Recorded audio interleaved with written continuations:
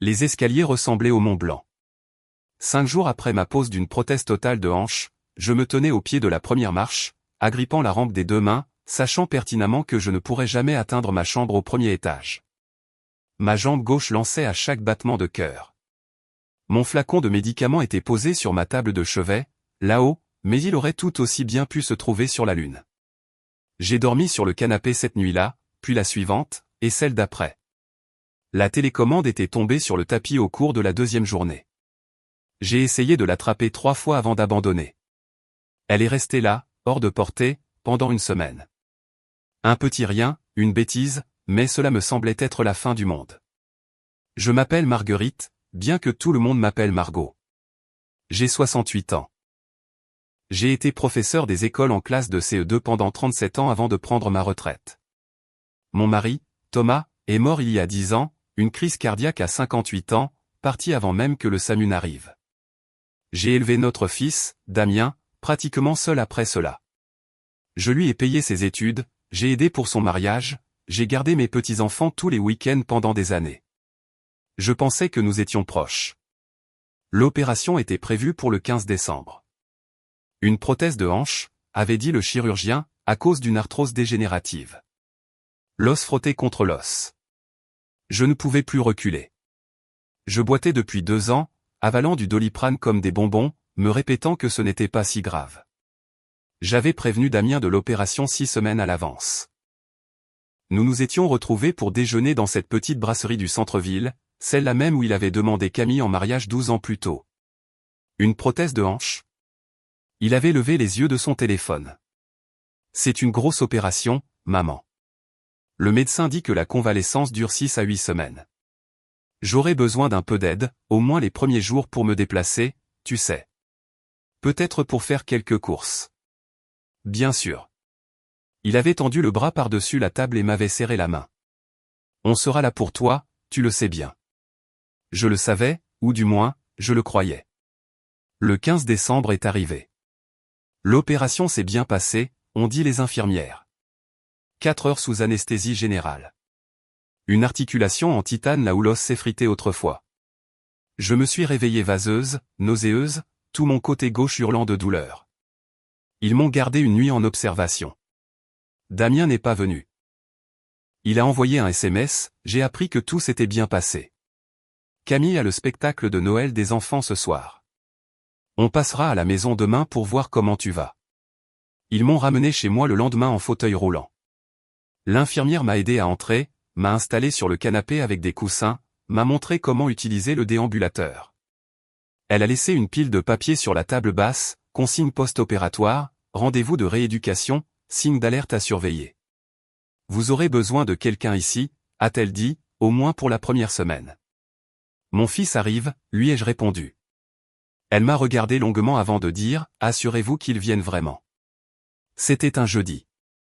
Le message de Damien est arrivé le vendredi matin. Maman, on aimerait beaucoup passer te voir, mais Léo a son audition de piano ce week-end et Camille reçoit son cercle de lecture. Tu peux t'en sortir seul? On passera le mois prochain quand les choses se seront tassées. J'ai fixé le message pendant 20 minutes. Je l'ai relu encore et encore, comme si les mots pouvaient se réorganiser pour dire autre chose, quelque chose de logique. Le mois prochain? Les enfants ont le piano, le cercle de lecture. J'ai tapé 3 réponses différentes, je les ai toutes effacées, pour finalement n'envoyer qu'un emoji, pouce levé, car que pouvais-je dire d'autre? Non, je ne m'en sors pas. S'il te plaît, aide-moi. Je suis ta mère. Je l'avais trop bien élevé pour mendier son attention. Le samedi soir, j'ai essayé de me faire une soupe. Un velouté de champignons en briques, le genre que je faisais à Damien quand il était enrhumé. J'ai réussi à ouvrir la brique mais je ne pouvais pas rester debout devant la cuisinière assez longtemps pour la faire chauffer. Je l'ai mangée froide, à même le bol, assise par terre dans la cuisine parce que je n'arrivais pas à me relever pour retourner au canapé. Dimanche, ma voisine, Madame Chen, a frappé à la porte. C'était une petite femme d'origine vietnamienne de 73 ans qui habitait la maison d'à côté depuis 15 ans. Elle est entrée d'elle-même quand elle a vu que je ne pouvais pas arriver à la porte assez vite. Margot, ses yeux se sont agrandis. Depuis combien de temps es-tu comme ça? Ça va, ai-je répondu par automatisme. Elle a laissé échapper un son au fond de sa gorge, entre le rire et le sanglot, et s'est mise au travail. Elle m'a fait du thé, a réchauffé la soupe, m'a aidé à aller aux toilettes, a attendu derrière la porte, m'a aidé à revenir, sans dire un mot, faisant simplement ce qui devait être fait. « Et ton fils » a-t-elle demandé. « Occupé » ai-je dit. Elle a encore fait ce bruit. Madame Chen est revenue tous les jours après cela. Elle m'apportait de la soupe vietnamienne, du pho, disait-elle. Elle m'aidait à me doucher, ce qui était humiliant mais nécessaire. Elle me conduisait à mes séances de kiné dans sa vieille Peugeot. Elle ne m'a jamais fait sentir que j'étais un fardeau. Elle n'a jamais demandé où était Damien. Je me le demandais moi-même. La deuxième semaine, il a appelé, il n'a pas envoyé de message, il a vraiment appelé, ce qui aurait dû me sembler être un progrès. « Salut maman, comment se passe la convalescence ?» Doucement, ai-je dit. « C'est normal, non ? Ces choses-là prennent du temps. » Il avait l'air distrait. J'entendais Camille en arrière-plan dire quelque chose à propos du pressing. « Damien, j'aurais vraiment besoin d'un coup de main, juste pour quelques heures, peut-être que tu pourrais. » « Maman, je t'ai dit que c'était la folie en ce moment. C'est la fin d'année au bureau, les vacances des enfants commencent la semaine prochaine, Camille est débordée avec l'organisation de la fête de Noël. » Il a marqué une pause. « Tu es forte, tu vas t'en sortir. Tu t'en sors toujours. Tu t'en sors toujours. » Comme si c'était un compliment. Comme si ma capacité à souffrir en silence était une chose à célébrer. « C'est vrai, ai-je dit. Évidemment, on passera après Noël, je te le promets. Je t'aime maman. » Il a raccroché avant que je ne puisse répondre. La troisième semaine, Madame Chen m'avait apporté des courses. Elle les avait laissées sur le plan de travail parce que je ne pouvais toujours rien porter de lourd. Je rangeais le lait quand mon téléphone a sonné. C'était le numéro de Damien. J'ai failli ne pas décrocher. « Maman ? Dis, tu as toujours ces décorations, celles de quand j'étais petit ? Celles faites à la main ? Les décorations en pâte à celles de l'école primaire ? Oui, celles-là. Camille veut faire un thème de Noël nostalgique cette année. Je peux passer les prendre ? J'ai regardé autour de moi dans mon salon. Le déambulateur dans le coin.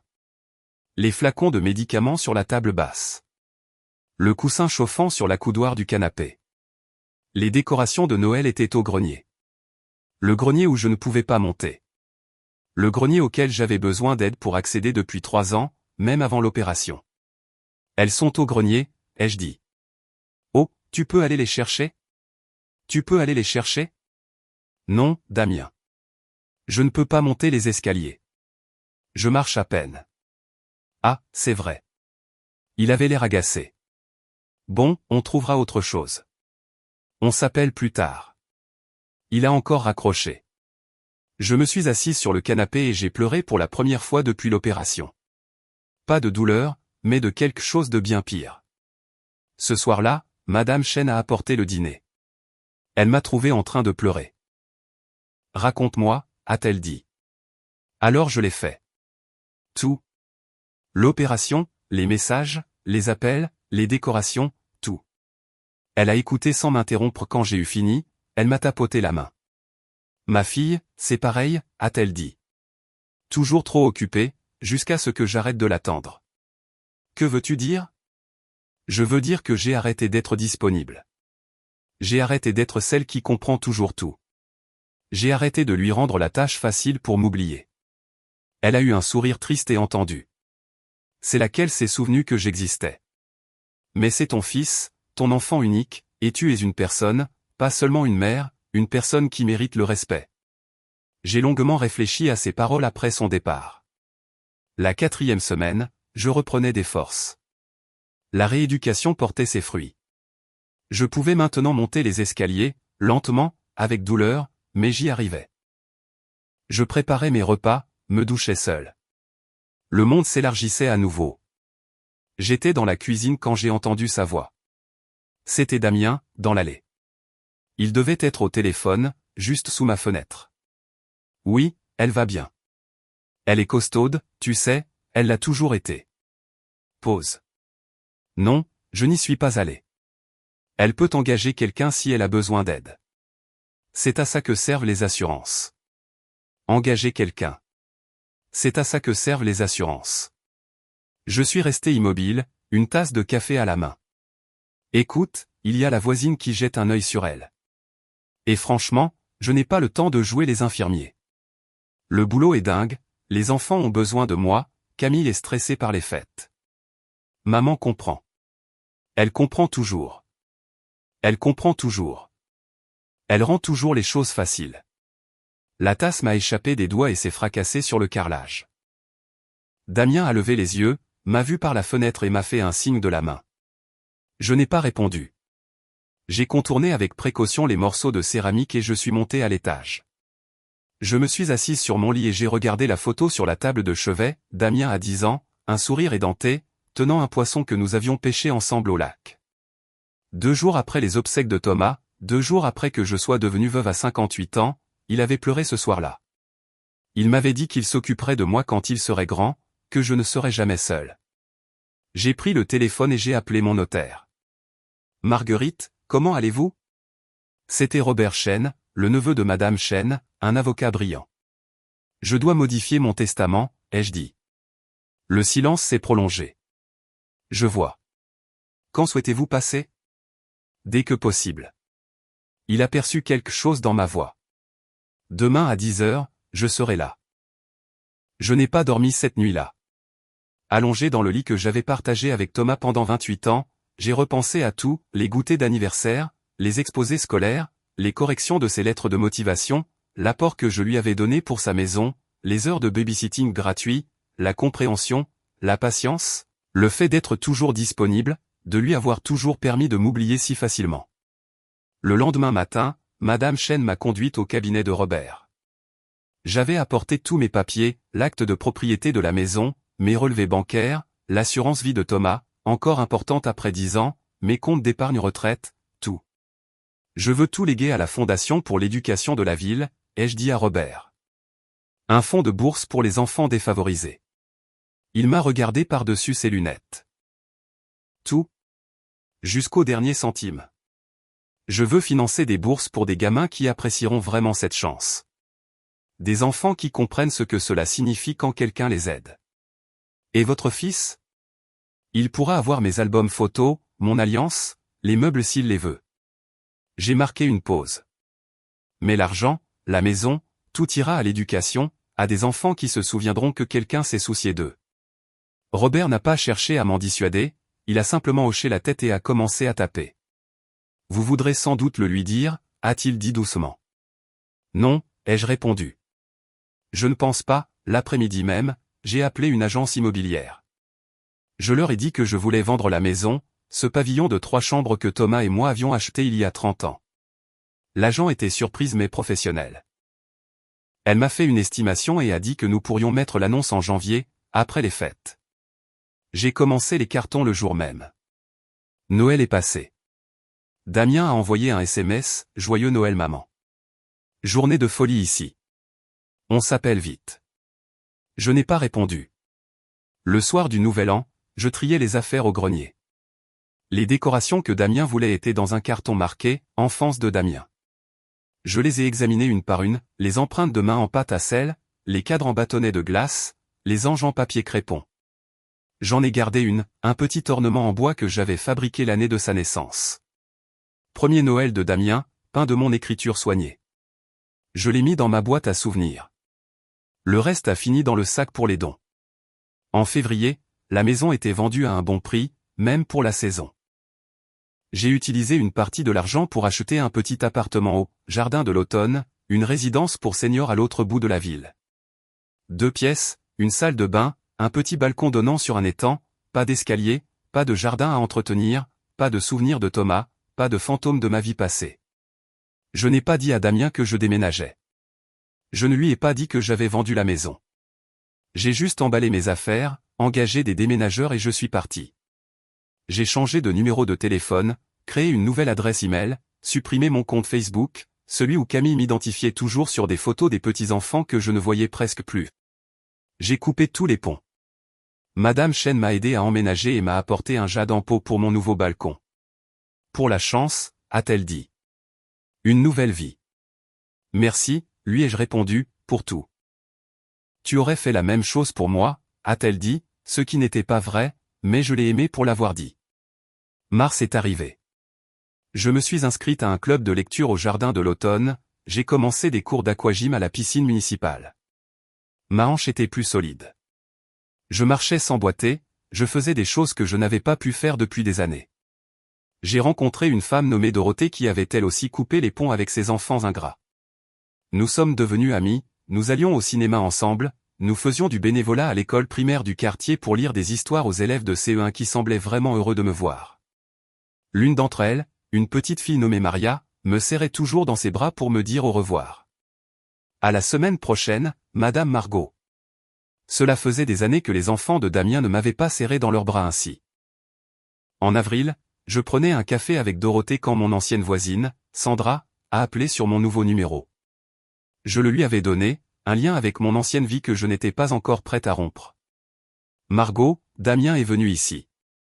Il te cherche. Il dit qu'il a essayé d'appeler, d'envoyer des mails, il est même allé voir le nouveau propriétaire de ton ancienne maison. Il a l'air bouleversé. Tu lui as dit où je suis? Non, j'ai dit que je ne savais pas. Mais Margot, il avait l'air effrayé. Tant mieux, ai-je dit avant de raccrocher. Il a continué d'essayer. Il a fini par trouver ma nouvelle adresse email, probablement via le cabinet du notaire. Le premier mail était furieux, « Maman, c'est quoi ce délire? Tu as vendu la maison, tu as déménagé sans me le dire. Je suis ton fils. Tu ne peux pas disparaître comme ça. C'est dingue. Appelle-moi immédiatement. » Je l'ai supprimé. Le deuxième mail est arrivé une semaine plus tard, plus doux, « Maman, je sais que tu es en colère. Je suis désolé de ne pas avoir été là après ton opération. Le boulot était dingue et je pensais que tu avais de l'aide. S'il te plaît, parle-moi. Tu manques aux enfants. » J'ai failli rire. Les enfants. Ceux qui ne m'avaient pas appelé depuis 6 mois. Ceux qui étaient trop occupés pour leur grand-mère jusqu'à ce qu'ils aient besoin de quelque chose. J'ai supprimé celui-là aussi. En mai, Damien m'a retrouvé. Ou plutôt, il a engagé quelqu'un pour me retrouver. Un détective privé, je l'ai appris plus tard. Il a débarqué en pleine réunion de mon club de lecture, entrant directement dans la salle commune où 15 femmes de plus de 60 ans discutaient du livre, là où chantent les écrevisses. « Maman », a-t-il dit. Tout le monde s'est arrêté de parler pour le regarder, puis me regarder. J'ai posé mon livre avec précaution. « Comment m'as-tu trouvé ? » J'ai engagé quelqu'un. « Maman, on doit parler. » Dorothée s'est levée. « Je pense que vous devriez partir. Ça ne concerne que ma mère et moi, a lancé Damien. Votre mère ne veut pas vous parler, a rétorqué Dorothée. Ça se voit. Les autres femmes se sont levées aussi, formant un rempart entre moi et mon fils. Ces femmes que je connaissais depuis 3 mois me protégeaient de l'enfant que j'avais élevé pendant 42 ans. Maman, s'il te plaît, a dit Damien. Juste 5 minutes.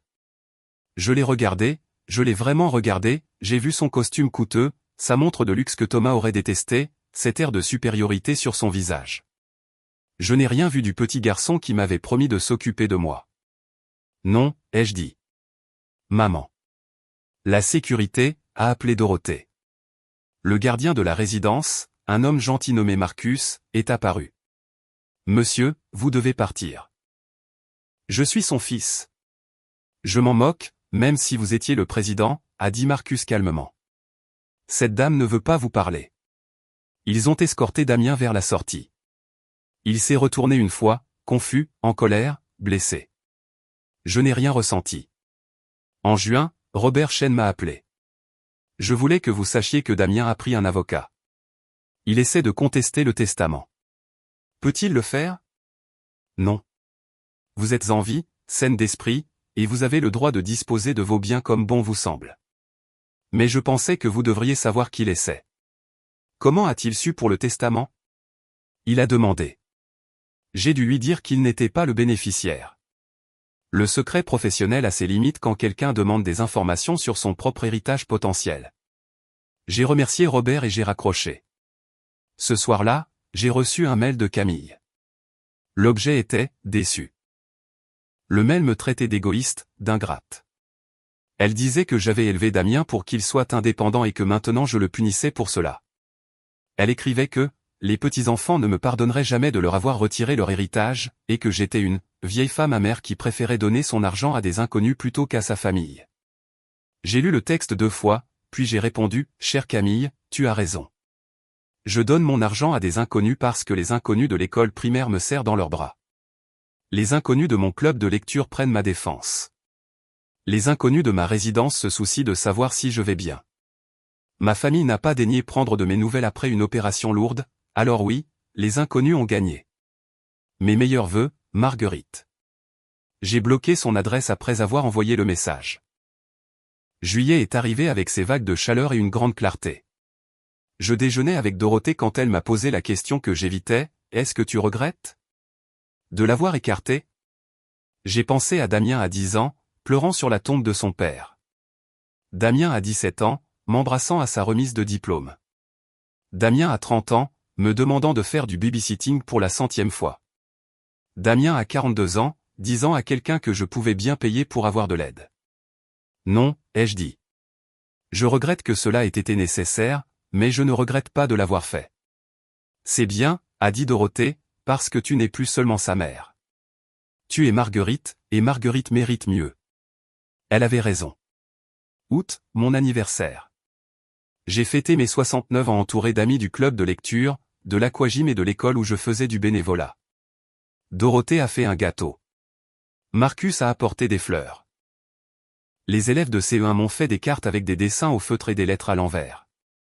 Damien n'a rien envoyé. Il ne savait même pas où envoyer quoi que ce soit s'il l'avait voulu. J'ai soufflé les bougies sans faire de vœux. Je n'en avais pas besoin. J'avais déjà tout ce que je voulais. Septembre a apporté les couleurs de l'automne et un appel de Robert. L'avocat de Damien a retiré sa contestation. Ils savent qu'ils ne peuvent pas gagner. Merci de m'avoir prévenu. Marguerite, puis-je vous demander quelque chose? Bien sûr. Des regrets? C'était la même question que Dorothée. Je lui ai donné la même réponse, non, aucun. Octobre. Je lisais une histoire à la classe de Maria quand la maîtresse m'a prise à part. Madame Margot, je voulais que vous sachiez. Le papa de Maria est parti le mois dernier. Elle a beaucoup de mal. Mais les mardis, les jours de lecture avec vous, sont ses jours préférés. Vous faites une différence. J'ai pleuré dans ma voiture après cela. Des larmes de joie. Des larmes de gratitude. J'avais passé 42 ans à essayer de compter pour Damien. J'avais passé 3 mois à compter pour Maria. L'un des deux me semblait suffisant. Nous sommes en novembre maintenant. Presque 1 an depuis l'opération. Ma hanche ne me fait plus souffrir. Je peux marcher 5 km par jour, faire mes propres courses, vivre ma propre vie. Hier, j'ai croisé Damien au supermarché. Pur hasard. Il était au rayon fruits et légumes avec Camille et les enfants. Les petits ont grandi. J'ai failli ne pas les reconnaître. Il m'a vu, a commencé à s'approcher. J'ai tourné les talons et je suis parti. Je n'ai pas couru. Je n'ai pas paniqué. J'ai simplement choisi mes pommes calmement et je suis passé à l'allée suivante. Je l'ai entendu m'appeler, « Maman », une fois, mais j'ai continué à marcher. Ce soir, je suis assise sur mon balcon, regardant le coucher de soleil sur l'étang. Le jade que Madame Chen m'a offert est resplendissant. Demain, j'ai ma lecture avec la classe de Maria. Jeudi, c'est le club de lecture. Samedi, Dorothée et moi partons sur la côte pour le week-end. Mon téléphone vibre. Un mail de Damien. Je ne l'ouvre pas. Je le supprime sans le lire. Je pense à ma propre mère qui a passé toute sa vie à ma disposition, qui n'a jamais dit non, qui est morte 6 mois après que je l'ai placée en maison de retraite parce que j'étais trop occupé avec Damien pour m'occuper d'elle. Je n'avais jamais réalisé que j'étais devenu comme elle. Toujours disponible, toujours compréhensive, rendant toujours les choses faciles pour qu'on m'oublie. Mais j'ai brisé le cycle, j'ai changé le modèle, j'ai décidé qu'être la mère de Damien ne suffisait plus. Je devais être Marguerite aussi. Et Marguerite. Marguerite se suffit à elle-même. Bien plus qu'assez. L'argent que j'ai laissé au fond de bourse aidera des dizaines d'enfants à aller à l'université. Des enfants comme Maria, qui apprécient une simple séance de lecture le mardi. Des enfants qui se souviendront que quelqu'un s'est soucié d'eux. Des enfants qui comprennent que l'amour est une action, pas seulement un mot. Damien s'en sortira. Il a sa carrière, sa femme, ses enfants. Il a tout ce qu'il a choisi à ma place. J'ai moi-même, mes amis, mon but, ma paix. J'ai passé 42 ans à être la mère de quelqu'un. J'ai passé 37 ans à être la femme de quelqu'un. Maintenant, je suis juste Marguerite. Et vous savez quoi? Marguerite est exactement celle que j'aurais dû être depuis le début. Le crépuscule laisse place aux étoiles. Je finis mon thé. J'entre dans mon petit appartement. Mon refuge. Mon choix. Demain est un nouveau jour. Un autre mardi. Une autre chance de compter pour quelqu'un qui me voit vraiment. Cela me suffit.